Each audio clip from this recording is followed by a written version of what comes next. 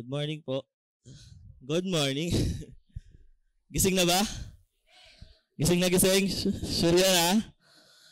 Baka may matulog mamaya habang nagpipreach ako ngayon ha?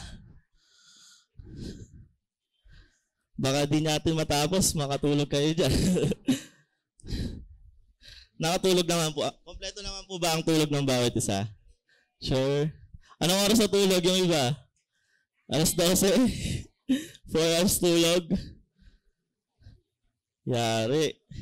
Ayan, so huwag kayong mag-alala. Ngayon lang naman po ito. Ngayon lang tayo magpa 5 a.m. Actually, mag-start tayo 5:30. Pero ngayon lang naman to, huwag kayong mag-alala kasi mahirap talaga gumising sa umaga, no? Pero next Sunday, balik tayo sa 8 a.m. Hindi 8:30 po 8 a.m. So, ano bang reason? Sa tingin nyo, bakit nga ba? Sa bagay, pinost naman na, no? Sooner na, in-announce na. Pero ano bang, bakit tayo maaga ngayon? Sa tingin nyo, ano bang meron? Easter? Sunday? And sobrang ganda lang ng message ngayon kasi akma, hindi namin pinagplanuhan to ng mga pastor na iano namin to na itong part 3 dapat sumakto sa Holy Week, Easter Sunday. Hindi, pero ang galing lang ng Lord kasi yung series natin ngayon, umaakma din sa pinapaalalahanan natin ngayong pagkabuhay ng ating Panginoong Yesus. And para hindi tayo malus sa track, no? Balik ulit tayo again. Nasa Roman series tayo. Part 3. Part 3 na tayo ng Roman series. And para maalala lang natin, ano ba yung last Sunday? Ano yung napag-usapan natin? Para lang gumana yung utak natin. Baka kasi makatulog eh. Ano yung napag-usapan last Sunday? About saan siya? Buhay ng, nung una kasi buhay ng may pananampalataya. Buhay ng may pananampalataya. Yung pangalawa, para siyang contradict, right?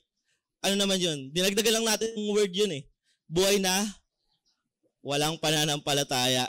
And then nakita natin doon yung tatlong bagay kung saan isinasawalang bahala ang kasalanan.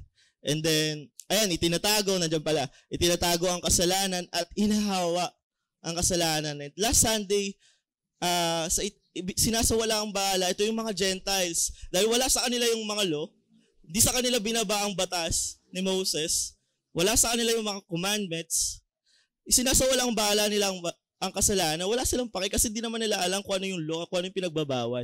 So, bulgaran nila, ginagawa yung mga kasalanan. At parang tayo din yun. Makikita natin sa panahon natin, hanggang ngayon, marami pa rin mga makasalanan, marami pa rin, maski tayo, hindi na tayo laloy sa sarili natin, isinasawalang bahala pa rin natin yung mga law, ikinakalat pa rin natin, bulgaran pa rin natin ginagawa ang mga kasalanan. And then dumating rin ang Jews naman, saan sila naman tinatago nila yung kasalanan. Sila naman yung feeling banal, lahat ginagawa nila yung utos ng Panginoon, ginagawa nila yung commandments, yung law. Pero, ang totoo naman talaga, lahat tayo, or maski ang mga Jew, itinatago nila yung mga kasalanan nila. Maski panguhusga pa lang nila sa ibang tao, sa mga Gentiles. Hintil kayo, hindi kayo tanggap ng Panginoon. Pagja-judge pa lang eh. Yun pa lang makikita na natin na gumagawa na talaga sila ng kasalanan. And even right now, tayo mga Christian, maski tayo, panigurado, marami tayong itinatagong kasalanan. And overall, inihahawa ang kasalanan. At tayo yan, sa buong mundo, generation to generation, simula sa panahon nila hanggang ngayon, na ihahawa natin ang kasalanan. At ngayon, paano natin gagawin naman na ihinto yung mga gagandang bagay? Okay? Yun yung pag-uusapan natin. Kung ano yung kapangyarihan ng pananampalataya. And so encourage everyone, if wala kayong Pinoy version, maganda talaga may Pinoy version para base tayo kung ano yung gamit kasi, ang ginagamit kasi namin ng version dito sa pagtuturo namin is Pinoy version talaga. So, if wala naman, pwede rin, pag wala kayong physical Bible, pwede rin naman yung Bible app nyo. If wala, if gusto nyo ng Pinoy version sa cellphone, pwede nyong i-download yung, wala kasi siya sa U-version eh, yung Pinoy version. Pero pag gusto nyo ng Pinoy version, pwede nyo i-download sa Play Store yung, nag-promote pa no? Pwede nyo i-download sa Play Store yung Biblia app. Kasi yung Biblia app, gawa siya ng Philippine Bible Society. So, ang Pinoy version kasi, sila yung gumawa nun. Ang Philippine Bible Society. Kaya nandoon lang yung Pinoy version. So, pwede nyo i-download doon. Ngayon, before ako mag-start, no? Ayan. So, ang magiging topic natin ngayon is kapangyarihan ng pananampalataya. From last Sunday, ang last verse kasi doon, binanggit doon sa verse 20, hindi nagiging matuwid sa harapan ng Diyos ang kahit sino dahil sa pagsunod sa law. So, pinapakita dito na never tayo naging matuwid. Pinapakita lang itong batas na to na nagkasala talaga tayo. And then pagpasok naman ng verse 23, sabi doon, ngayon, pinapakita na sa atin kung papaano ginawang matuwid ng Diyos ang tao. So nakaka-excite, no? From kasalanan, Lord, makasalanan kami. So anong gagawin namin? Paano mo kami ginawang matuwid kahit na makasalanan kami, right? So napapatanong tayo ngayon, ipapalinaw sa atin ng Panginoon ngayong oras na to kung paano niya tayo ginawang matuwid at maaalala natin sa oras na to kung paano niya pinagbayaran lahat ng kasalanan natin at muli siyang nabuhay. So before I start, inaanyahan ko po kayo na tayo yumukot at manalangin at hayaan natin ang Panginoon na i-guide tayo, maalala natin kung paano niya pinagbayaran yung mga kasalanan natin at humingi tayo ng guidance talaga na maunawaan natin mabuti, isa puso natin yung mga aral ngayon sa oras na ito. Sige pa tayo manalangin. Panginoon, maraming salamat sa oras na ito, Panginoon. Kami po ay humingi, Panginoon, ng gabay sa aming pagpapaalala. Nire-remind namin, Panginoon, ang pagsakripisyo mo, Panginoon, sa krus para pagbayaran, Panginoon, ang aming mga kasalanan, Lord. Sa oras na ito, Panginoon, ipaunawa mo po sa aming mabuti, Panginoon, kung gaano katindi, Panginoon, ang isinakripisyo mo, Panginoon, sa amin. Para lang, Panginoon, kami ay gawing matuwid, gawing kaming righteous, Panginoon, at pagbayaran lahat ng aming mga kasalanan. Lord, sa oras na ito, Panginoon, ang bawat isa, Panginoon, ang iyong salita lamang, Panginoon, ang marinig at tumatak sa puso at isip namin, Panginoon. Maraming salamat, Panginoon, sa namin itinataas ang oras na ito sa pangalan ni Jesus. Amen. So, before tayo, ayun, baka kasi antokin talaga kayo, no? I think meron namang kape mamaya. And tinapay, baka naman, no? Meron mamaya.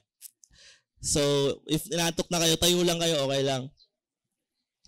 So, ayan, ibahin ko lang konti para interactive tayo. Kasi naisip ko talaga, sobrang aga, baka matulog nga sila. So, ang gagawin natin, ibahin ko lang konti, So, babasahin natin ang mismong context ng Bible, the Pinoy version, ipa-flash ko dyan, babasahin ko yung verse 21, then babasahin nyo naman yung verse 22, then babasahin ko verse 23, tapos alternate, okay? Kuha. So, paki-flash nga po. Ayan, so makikita nyo yun yung babasahin nyo, yung color red na font. So, ako naman, babasahin ko yung black na font. So, simulan ko na. Okay na? Ready na kayo? Para magising lang po kayo konti. Konting gising lang. Ayan. So, babasahin ko na. Ngayon, pinakita na sa atin kung paano ginawang matuwid ng Diyos ang tao. Wala itong kinalaman sa batas kahit na pinatunayan to ng law ni Moses at ng mga prophets. Basa.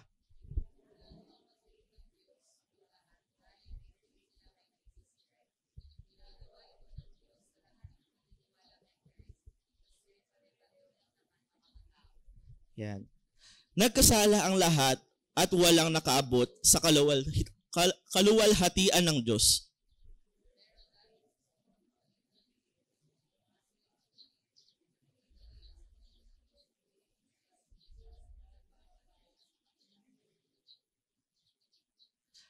Pinadala siya ng Diyos para ipambayad ang dugo niya sa kasalanan ng mga tao, mapapatawad lang sila pag naniwala sila sa Kanya.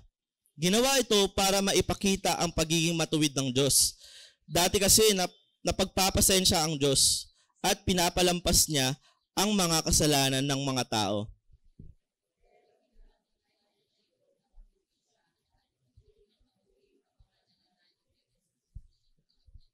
Ano ngayon ang ipagyayabang natin? Wala. At bakit tayo magyayabang? Dahil ba sinunod natin ang law? Hindi. Pero dahil may faith tayo kay Jesus Christ.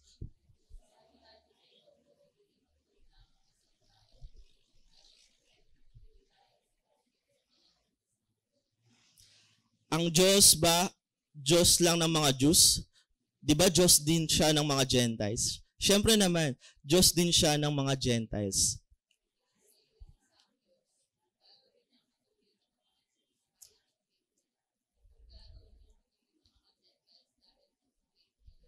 Yan. Ibig sabihin ba nito, binabaliwala na amin ang law dahil sa faith? Siyempre hindi. Actually, mas pinapatibay pa nga namin to. So hindi natin binabaliwala yung law at the same time, no? Actually, mas pinapatibay natin yung law, yung pagsunod natin sa law dahil sa faith natin sa Kanya. Yan. So, ang ganda ng message, no? Lalo na pag naka-Pinoy version. Pero may mga part din naman ng mga version na magaganda rin. So, dito mas parang explanatory na nga no? Kumbaga maunawaan talaga nating mabuti yung message. Mas magdi-deep down lang tayo sa mga other explanation verse per verse. So, katulad nga na sinabi ko, from last Sunday, binanggit doon, pinakita sa atin na wala talagang inisa. Inisa sa atin, walang naging matuwid. Lahat tayo makasalanan. Ang mga law ng Jews, walang exempted. Gentiles ka man, Jews ka man. Sa panahon natin ngayon, kahit anong lahi mo, lahat tayo hindi naging matuwid. Pinapakita lang yung law dahil pinapakita lang ng law is na makasalanan talaga tayo. And yun yung punto natin sa unang punto natin. Yung una is pananampalataya nagliligtas. Pagdating sa verse 21, sabi doon, ngayon, pinapakita na sa atin kung paano ginawang matuwid ng Diyos ang tao. So dito, makikita natin kung gaano kapangyarihan talaga o yung pananampalataya o paano nagliligtas talaga sa atin yung pananampalataya. At kahit noong panahon pa nila Moses, ng mga prophets, hanggang sa panahon natin ngayon, may marami pa ring tao na kala nila pag gumagawa sila ng mabuti, sapat na yun. Kala ng mga panahon ng mga Jews, nila Moses, sapat na pag gumawa sila ng mabuti, ligtas na sila sa pagsunod sa law. Pero ngayon, pinakita sa verse 22 naman, ginagawang matuwid ng Diyos ang lahat dahil may faith sila kay Jesus Christ. May faith sila kay Jesus Christ. Dapat very clear sa atin yon. Everyone, very clear sa atin na may faith tayo. Saan? Saan ka nagtitiwala? Kanino ka may faith? Right? Dapat sobrang linaw yun. Na may faith ka o maliligtas ka, magiging matuwid ka lang kapag nananampalataya ka sa Panginoong Hesus.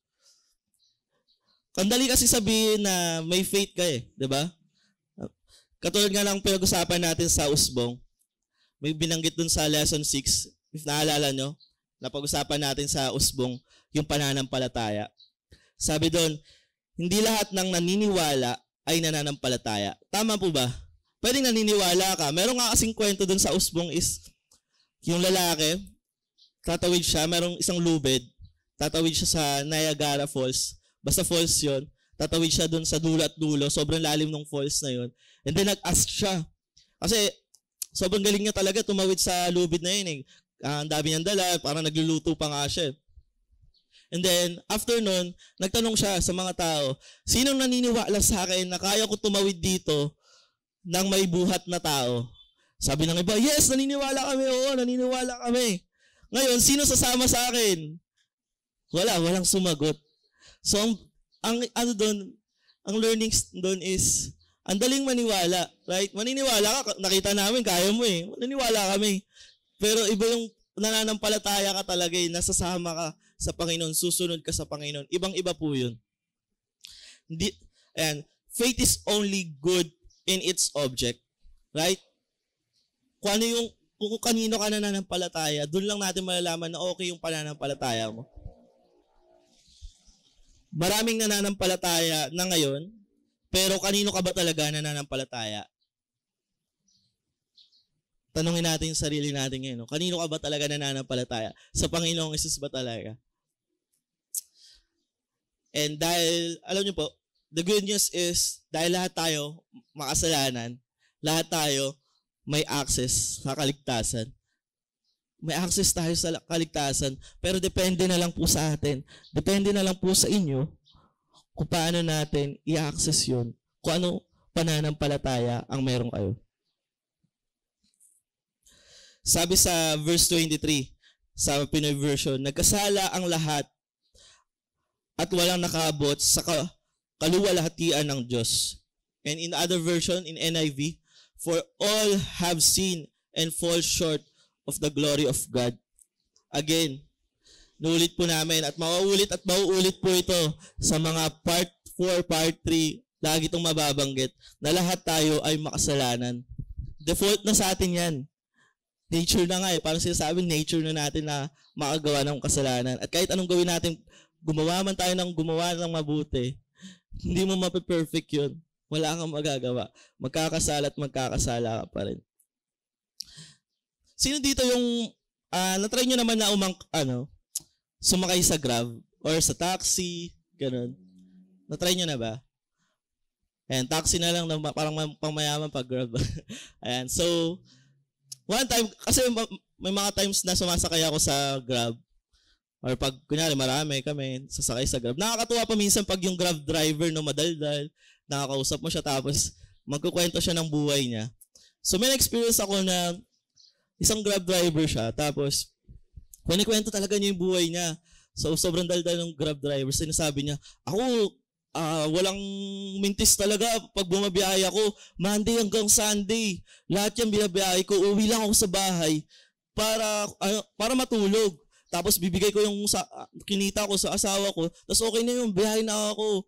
From parang morning hanggang madaling araw, babiyahe ako, uwi lang ako para matulog. Ganun yung sinasabi niya. Di sabi ko, talaga sir, wala ka, kahit Sunday, wala kang family day, parang gano'n. Di ko sinabi na, hindi ka umatin sa church, di ko naman ginanon. Sabi ko lang, wala talagang pahinga sir, kahit Sunday man lang. Hindi siya na mismo nagsabi na, di okay na ako, gumagawa naman ako ng mabuti. Parang siya na yung nag-insert nun, na okay na yung asawa ko, nagpe-pray dyan sa okay na yun. Pag-pray na lang nila ako, yung mga anak ko naman, mababait naman sila. Di naman ako gumagawa ng masama. Mabuti naman ginagawa ko. Di naman ako nakaka-argabyado, yun yung term niya. So, what can we learn about that story is, hindi dun eh. Hindi siya dun eh. Right?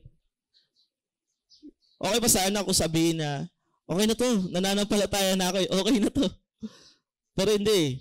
Kahit anong gawin mong mabuti, kahit sabihin mo pang wala ka naman na tatapakan na tao, di ka naman loko-loko sa pagbibiyahe mo.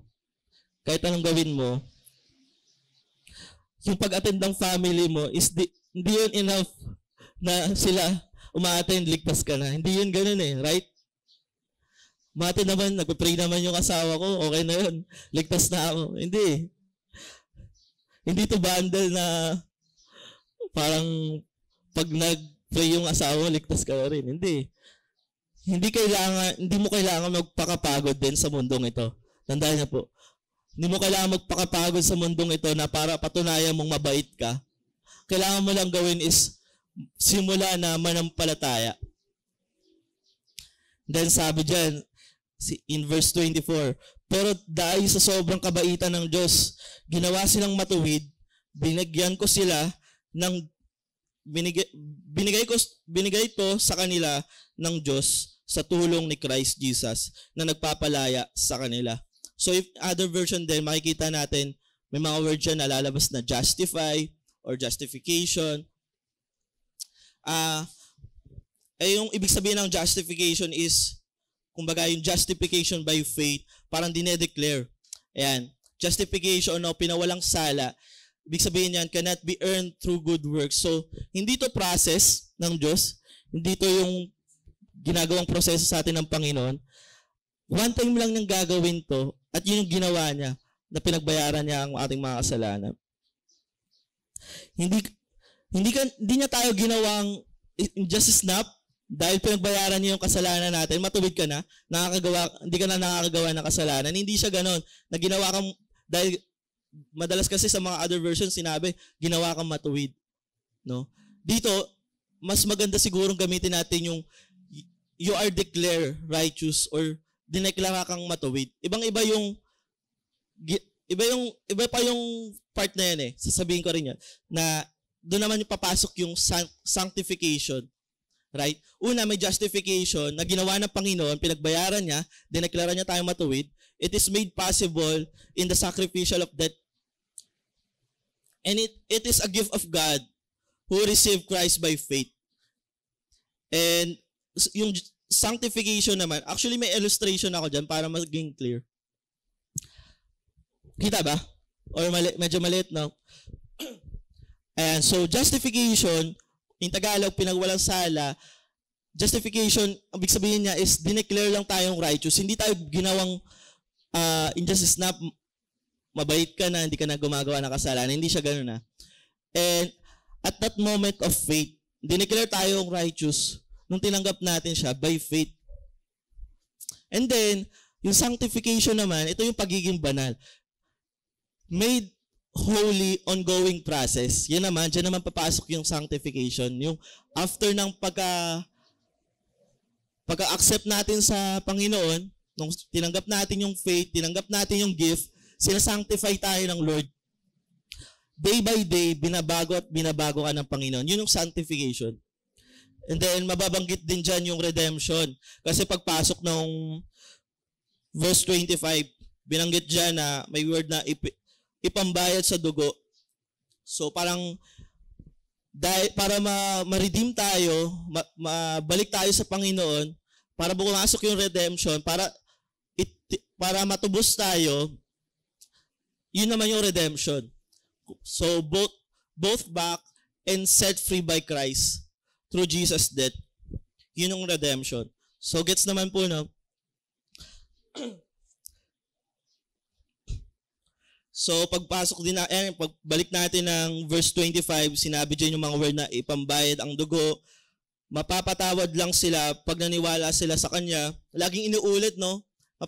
Mapapansin nyo, parang dito sa buong chapter 3 na to, or buong Romans talaga, mauulit na maliligtas ka lang kapag tinanggap mo talaga yung faith, yung gift ng Lord. Pag naniwala ka lang sa Kanya. Binanggit din siya yung maipakita ang pagiging matuwid ng Diyos. Tinuturing niyang matuwid ang mga nananalig kay Jesus. So lagi talagang inuulit. Yun lang talaga yung way eh. Kapag nanalig ka sa Panginoon, pag nagtiwala ka sa Kanya, maliligtas ka. Then, there's a verse din na nagpapatunay dun sa ipambayad ng dugo. Sa Hebrews 9 verse 22, sabi dyan, in fact, the law requires that nearly everything be cleansed with blood, and without the shedding of blood, there is no forgiveness. Without shedding of blood, kung wala yung pagbabayad ng dugo, no, kung walang pagbahid ng dugo, walang forgiveness. And nagagawa to sa Old Testament pa lang, nagagawa na to. That's why God gave His only begotten Son. Unti-unti na ba natin na-gets na kaya siya nagsakripisyo kasi kailangan talagang may pangbayad ng dugo para maligtas tayo. And even sa story ni Adam and Eve, ba't Adam tuloy na sa isip ko, pangit na yun eh. Adam and Eve.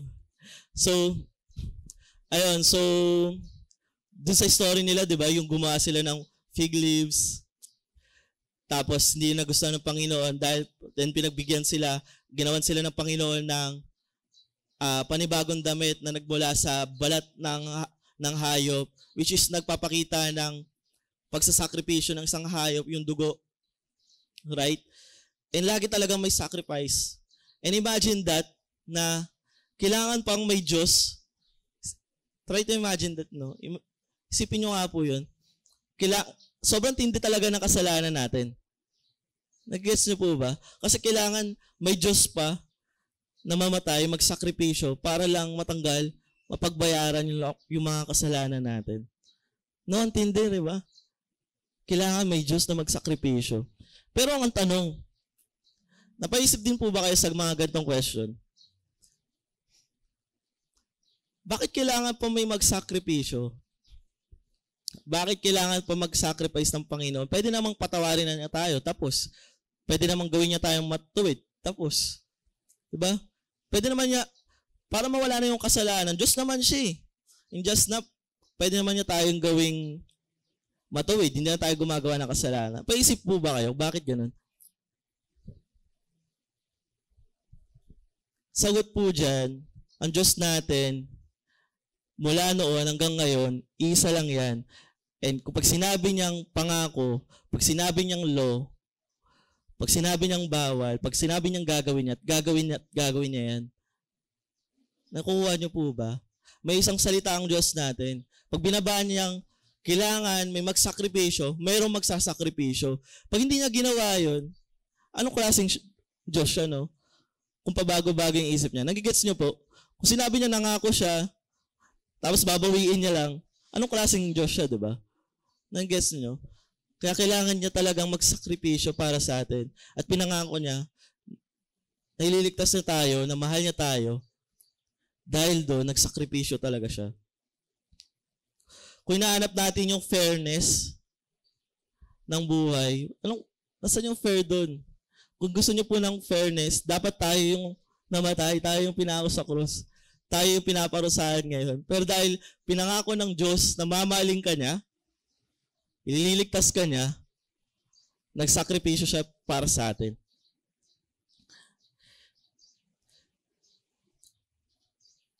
And by faith, you are saved. Yan ang pananampalatayang nagliligtas. Kuha po ba natin? Yan ang pangalawa ng punto natin. And pagdating naman, sa chapter 4, dyan naman yung pangalawang punto natin. Pananampalatayang bumubuhay. So dito makikita natin kung paano ang Diyos bibigay buhay sa atin sa pamamagitan ng ating pananampalataya. So babasahin ko na lang sa inyo ng mabilis ang Romans chapter 4. So sabi dyan, verse 1, ang halimbawa ni Abraham. Ano ngayon ang masasabi natin tungkol kay Abraham? Yung ancestor natin. Ano na-experience niya? Kung tinuturing siyang matuwid ng Diyos, dahil sa ginawa niya, may mapagyayabang siya. Pero hindi siya makapagyayabang sa harap ng Diyos. Sabi sa scripture, naniniwala si Abraham sa Diyos at dahil sa faith niya, tinuturing siyang matuwid ng Diyos. Sinasweldohan ang isang taong nagtatrabaho at hindi yun regalo. Bayad yun sa kanya. Pero yung mga tao hindi nakadepende sa gawa, kundi sa faith, naniniwala sila sa Diyos na nagsasabing wala ng kasalanan yung mga guilty. Ito yung faith nila na nagiging basehan ng Diyos para tanggapin niya sila. Ito yung ibig sabihin ni David nung sinabi niyang bless ang mga taong kinoconsider ng Diyos na matuwid nang hindi dahil sa mga gawa nila. Sabi ni David, bless ang mga taong pinatawad sa mga mali nilang ginawa, yung mga pinatawad sa mga kasalanan nila. Bless ang taong hindi nagsisingil hindi na sinisingil ng Panginoon sa mga kasalanan niya. Para lang ba sa mga circumcised itong blessing na sinabi ni David? Aba, hindi. Para din to sa mga hindi circumcised. Sinasabi nga natin naniwala si Abraham at dahil dito tinanggap siyang matuwid ng Diyos. Kailan to nangyari? Bago pa ma-circumcise si Abraham o after pa? Nangyari ito bago siya ma-circumcise. Hindi pagkatapos, naging sign yung circumcision niya para ipakita na bago pa siya i-circumcise, tinuturing na siyang matuwid ng Diyos dahil sa faith niya. Kaya si Abraham ang spiritual na tatay ng lahat ng may faith sa Diyos at mga tinanggap ng Diyos na matuwid kahit hindi sila circumcised. Siya rin ang tatay ng mga na-circumcise pero hindi yung basta lang na-circumcise, kundi sumunod din sa example ng faith ng ancestor nating si Abraham bago pa siya tuliin. natanggap ang pangako ng Diyos dahil sa faith. Pinangako ng Diyos kay Abraham at sa magiging lahi niya na mamanahin nila ang mundo. Sinabi niya ito hindi dahil sinusunod ni Abraham ang law, pero dahil nananalig siya at ginawa siyang matuwid ng Diyos. Kahit kung sa mga sumusunod na law lang binigay ng Diyos ang pangako niya, magiging walang kwenta ang faith at mababaliwala ang pangako ng Diyos. Magagalit ang Diyos pag hindi nasusunod ang law, pero kung walang batas, wala ring paglabag sa batas. Kaya nga sa faith nakadepende ang pangako para mapatunayan na nakabase sa kabaitan ng Diyos ang pangako para sa lahat ng anak ni Abraham. Hindi lang to para sa sumusunod sa law, para din to sa mga may paniniwala kagaya ng faith na pinakita ni Abraham. Kasi si Abraham ang spiritual na tatay nating lahat. Nakasulat nga sa scripture, ginawa kitang tatay ng maraming bansa. May bisa ang pangako ko to kasi Diyos mismo ang nangako nito. Siya ang Diyos na naniniwala na pinaniniwalaan ni Abraham. Ang Diyos na bumubuhay ng mga patay at nagki-create ng bagay mula sa wala.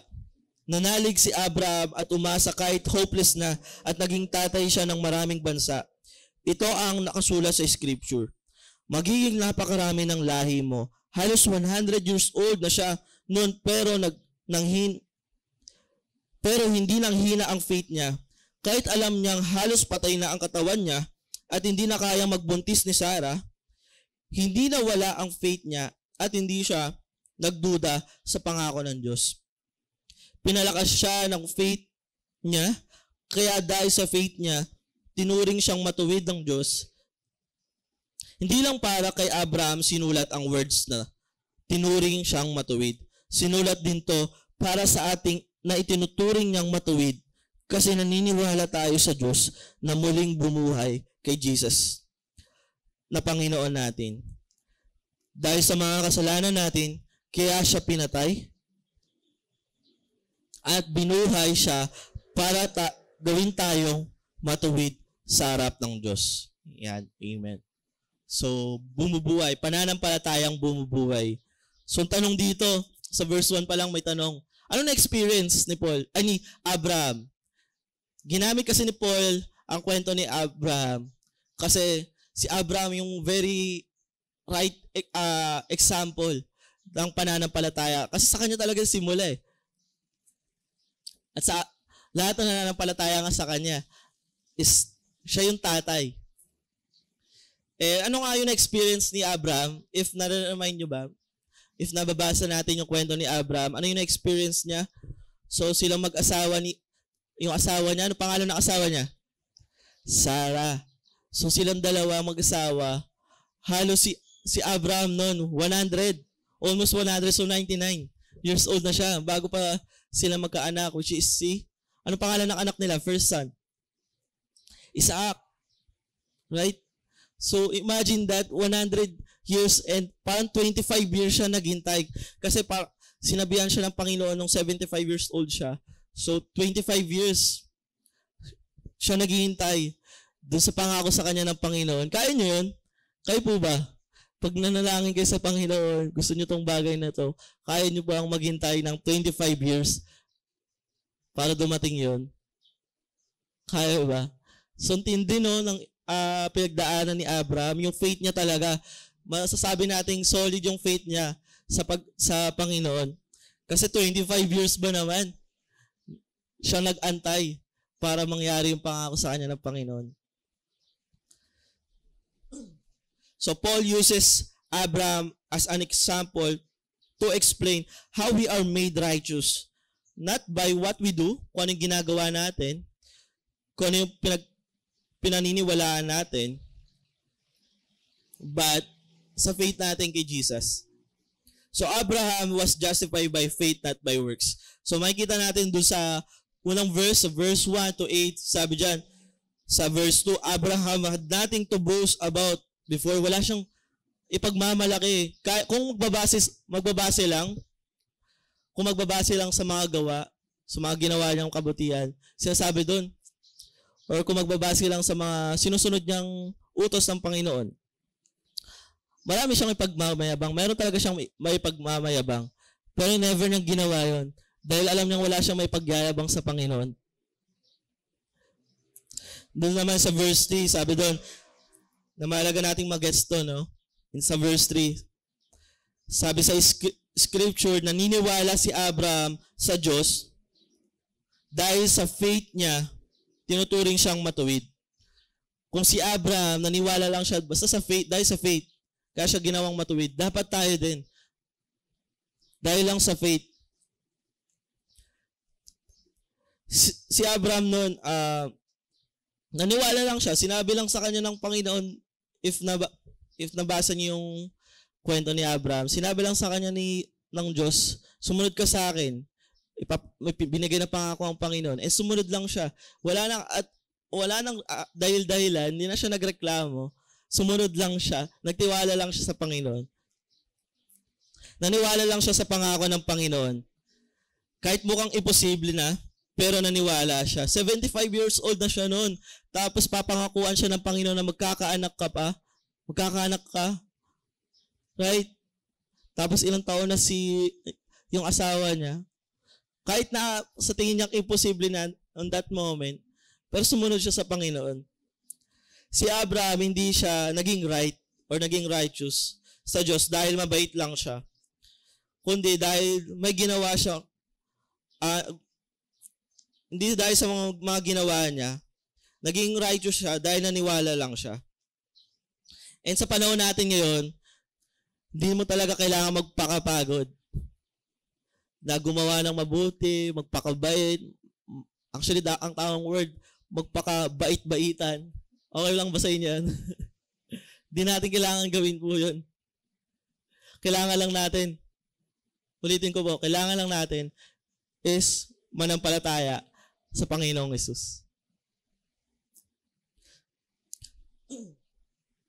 And sabi dun sa verse 4 to 5, works earned from wages, but righteousness is a gift by grace. Regalo yan. No? Kaya nga sabi ko rin kanina, regalo siya ng Panginoon at nasa sayo na lang kung paano mo siya tatanggapin, kung paano mo i-access yung regalo na yun. Kapag nagtrabaho ka, may sahod ka, pero yung sahod kasi na yun, pinaghihirapan natin. Yung trabaho, dahil nagtrabaho ka, pinaghihirapan mo yun, kaya ka nagkakaroon ng sahod. Pero yung binibigay sa atin ng Panginoon, libre lang yun, regalo yun sa atin. Wala kang kailangan gawin. Hindi ka kailangan magpakapagod, magtrabaho para matanggap yun. Kailangan mo lang manampalataya sa Kanya. Yun yung sinasabi lang dyan sa verse 4 to 5. Then pagkadating naman ng verse 7 to 8, sabi doon, even David recognized this truth. Blessed are those who have sinned are forgiven. So even si David, na-realize na to, if alam niyo yung kwento rin ni David, no, na kung paano siya ginamit ng Panginoon sa bayan nila, paano sinunod yung Panginoon, si David, never din siya naging perfect. Totoo ba? Naalala niyo ba? Never naman naging perfect si David. And na-realize niya, hindi doon sa paggagawa niya ng mabuti, kundi dahil na-bless siya, dahil pinatawad siya ng Panginoon, ginawa siyang matuwid sa pamamagitan ng pananampalataya niya. And tayo ba? Are we blessed right now? Dahil sa ginawa sa atin ng Panginoon. Are we blessed? So, in this verse 1 to 8, matututunan lang natin dyan is, hindi mo kailangan maging good enough para lumapit sa Panginoon. Hindi kailangan maging mabait ka muna. Kasi mga ganitong tao, no? Yung parang hanapin ko muna sarili ko.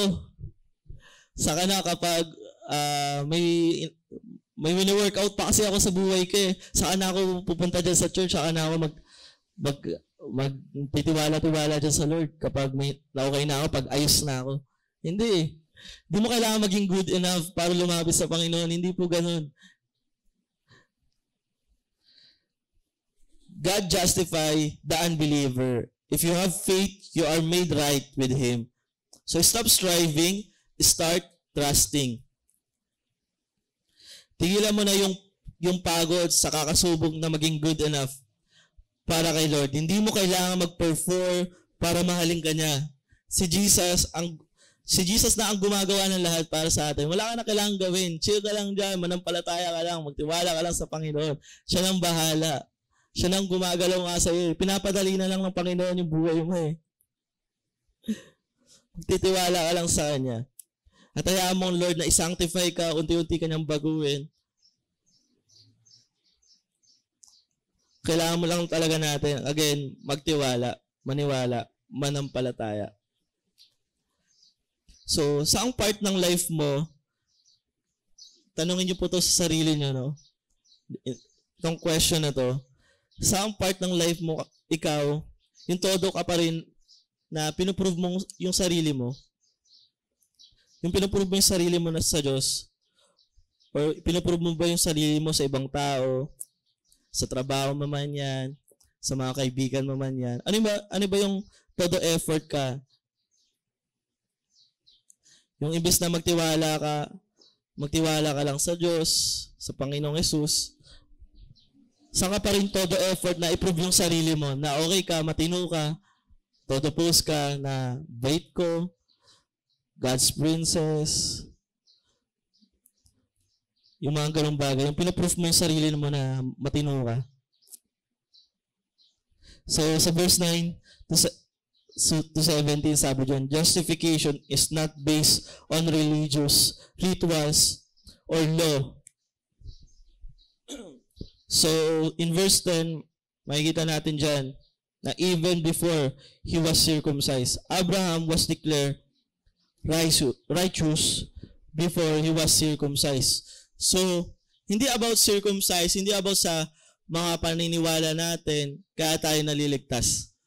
Kaya tayo ginawang matuwid, kaya tayo gagawing matuwid ng Panginoon. Hindi dahil sa pag-circumcise sa atin. And si Abraham yung best example nun, na di pa siya circumcised, di pa siya tinutuli, matuwid na siya. Ginawa na siyang matuwid ng Panginoon dahil nagtiwala siya sa Panginoon. Sa panahon natin ngayon, di mo kailangan gawin ang lahat ng bagay. Di mo kailangan gumawa ng mga panata, papaluin mo yung likod mo, bubuhat ka pa ng tapos. Di natin kailangan gawin yun para sabihin na matuwid tayo. Gets po ba? Di na natin kailangan gawin yun. Tinapos na ng Panginoong Hesus lahat ng bagay. And pinakita dito yun, no? Sa verse 13 to 14 na sa verse 11 to 12, sabi doon, circumcision was only a sign, not the source of his righteousness. So, it's a sign lang. Sign lang yon ng Panginoon na sineseparate tayo na matuwid ka na. Sineseparate mo yung sarili mo, dinedeclare mo yung sarili mo na matuwid ka na. Sa panahon natin ngayon, ano ba yung ginagawa nating sign? Or usually, di ba, ang ginagawa natin, nilulublob sa tubig. Anong tawag natin doon? Baptism, right? So, hindi mo kailangan, kahit anong lublob mo sa tubig, kahit magpakalunod ka pa dyan, Pastor, lulub mo ako galon. Mga 5 minutes, di ka maliligtas dyan. Di ka magiging matuwid dyan. It's just a sign. Okay? It's just a sign na ginawa kang matuwid ng Panginoon. Sabi sa verse 13 to 14, the promise didn't come through the law, but through the faith. Through faith. So mahalagang magets natin po ito na hindi dahil sa law, kundi sa pananampalataya natin. Magiging walang kwenta ang faith at mababaliwala ang pangako ng Diyos kapag ganun ang nangyari, kung by the law lang tayo. No? Hindi ibinigay ni Lord ang pangako kay Abraham dahil sa pagsunod sa batas. Wala pa nga ang law noon sa panahon Abraham, hindi pa nga niya alam yung law eh. Nagtiwala lang talaga siya, by faith lang talaga. Kung sa law ka naka-base, or sa law naka-base ang pangako, edi wala sanang saysay ang faith. Pero ang totoo, si God nagbigay ng promise sa mga nagtitiwala, hindi sa mga nagpe-perform lang. And sabi sa verse 15, because the law brings wrath, and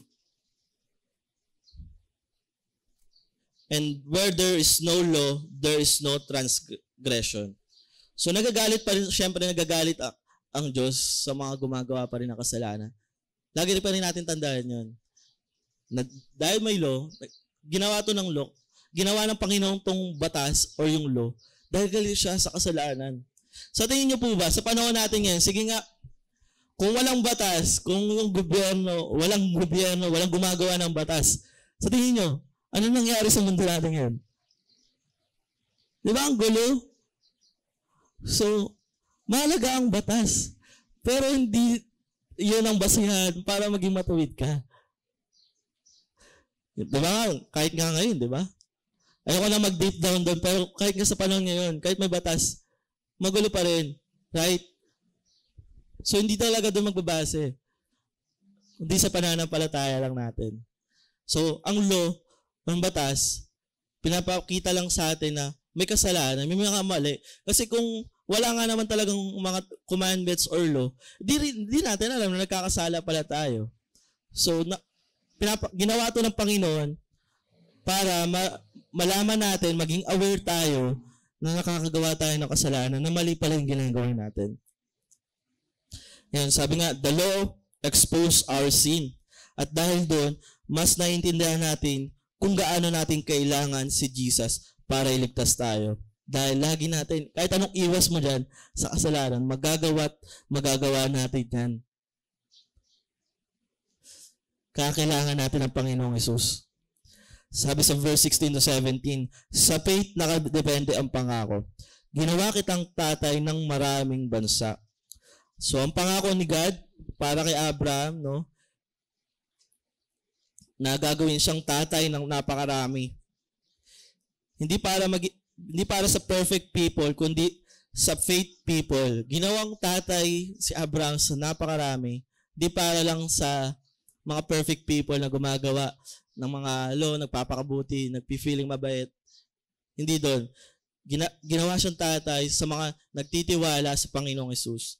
If may faith ka, o nagnanampalataya ka sa Panginoong Hesus, isa ka rin sa mga anak ni Abraham at tagapagmana ng promise ni God. So, matututunan natin dito, no, don't rely on rituals, religion, especially. Wala sa rituals, wala sa religion, kundi sa pananampalataya lang natin. Again, sa pananampalataya lang natin sa Panginoong Hesus. Wala rin sa tradition yan to make us righteous. Just like Abraham, we are saved by grace through faith, not by the rules, not by religion. And sa verse 18 to 25, sabi dyan, Abraham believed even when it looked impossible. Sabi nga dyan sa Pinoy version, halos patay na ang katawan niya. Imagine, halos patay na ang katawan niya, magkakaanak pa siya in 100 years old. Sa 99 years old, magkakaanak pa siya. Tapos yung asawa niya, ilang taon yung asawa niya. So, sa tingin nyo, bakit ganun? Bakit ganun ginawa ng Panginoon? Bakit inantay pa yun ng Panginoon na ganun katagal? 25 years bago niya tuparin yung pangako niya kay Abraham na ipanganak si Isaac. Bakit ganun? Sa tingin nyo? So, to just answer that question, no? Sa atin kasi sa panahon natin, mag-gets natin to, yung waiting builds faith talaga. Matatest yung faith natin sa pag-aantay. Totoo ba? Naniniwala kayo? Kapag naghihintay tayo, doon talaga magsisimula tinatest yung pananampalataya natin. Gusto ni God na makita na si Abraham ay nagtitiwala sa kanya. Hindi sa timing, hindi sa circumstances, at lalong hindi sa sarili niyang kakayanan.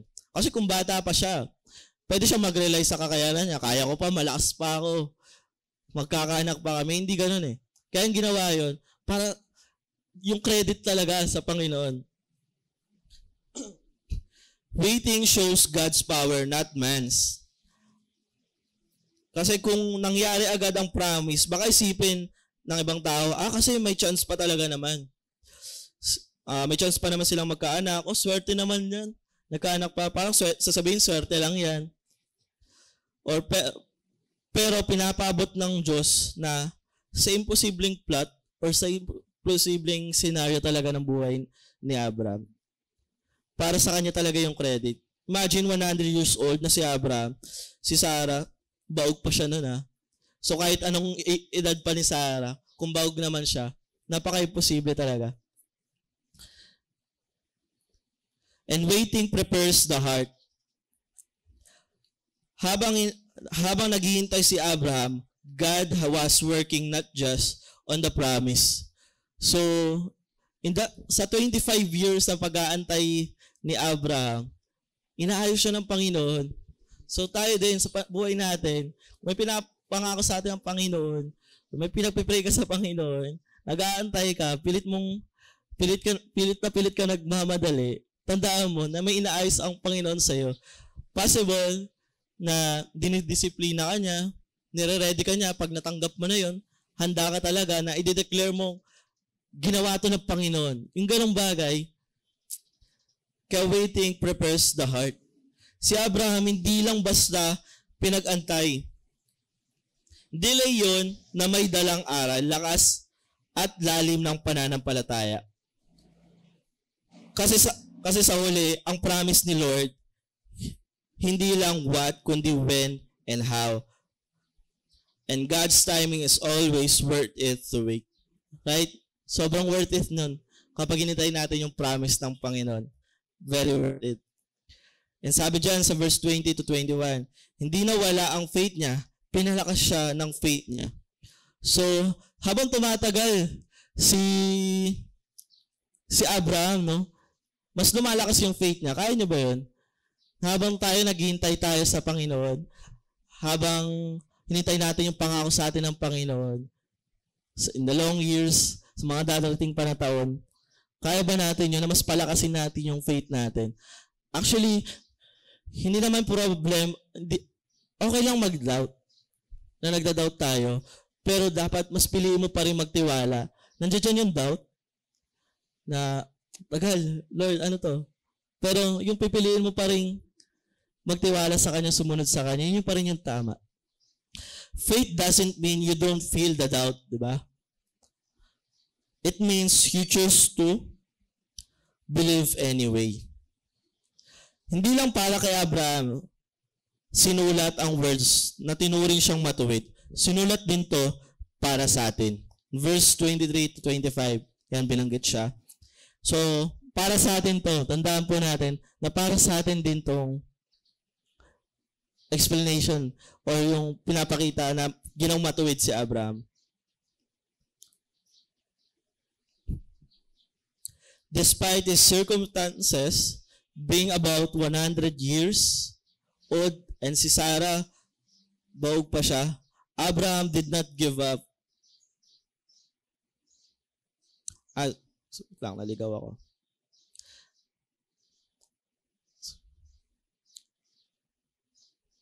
Ayan.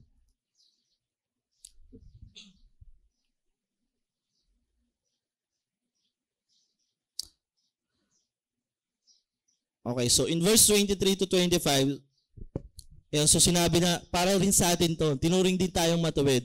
And kung naniniwala tayo kay Jesus, na siya ang namatay para sa atin, sa kasalanan natin, at nabuhay muli, tayo rin ay tinuturing na matuwid. Hindi lang to para kay Abraham. Kapag tayo ay naniniwala sa Panginoong Hesus, tayo rin ay ginagawang matuwid ng Panginoon. Hindi mo kailangan maging perfect. Ang kailangan mo ay faith, tulad ng faith ni Abraham.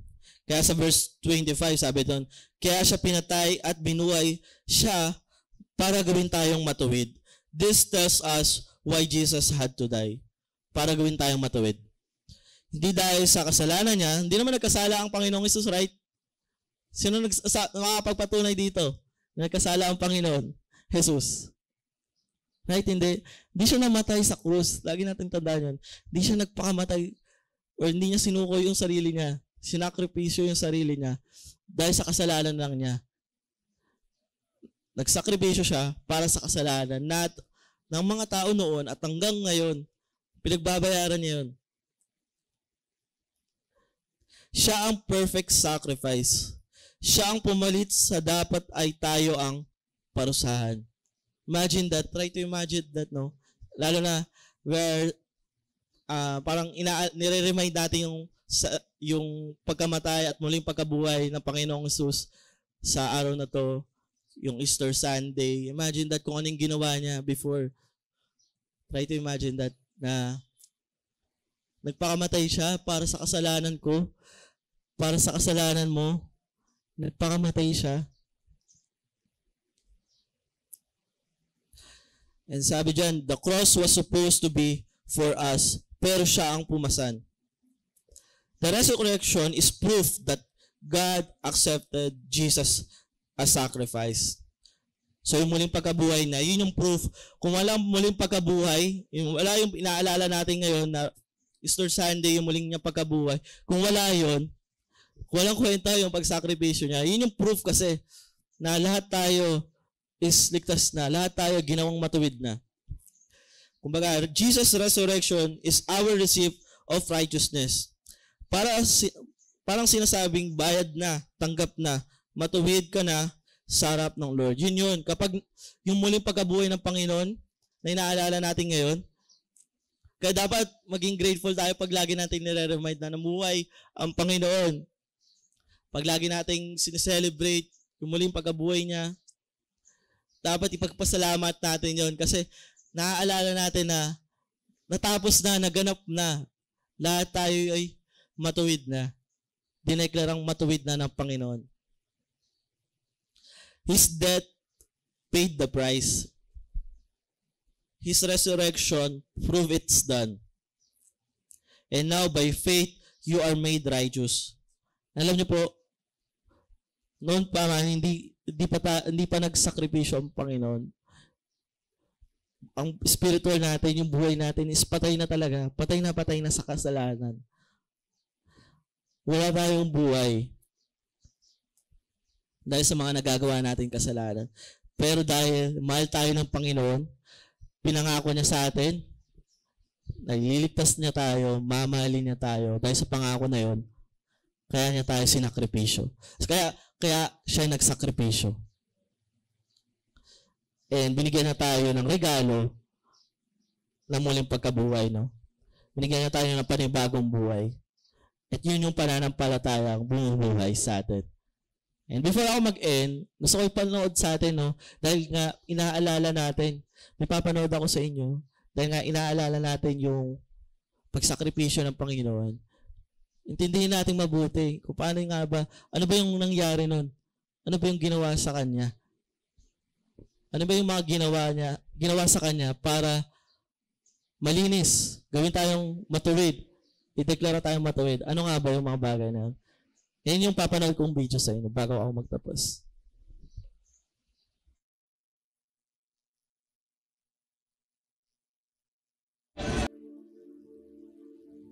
Laite na shalabalehin piati.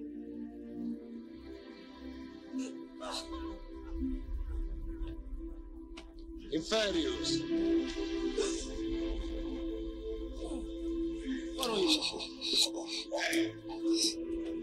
Yan. Sige po, pwede po tayong lahat tumayo.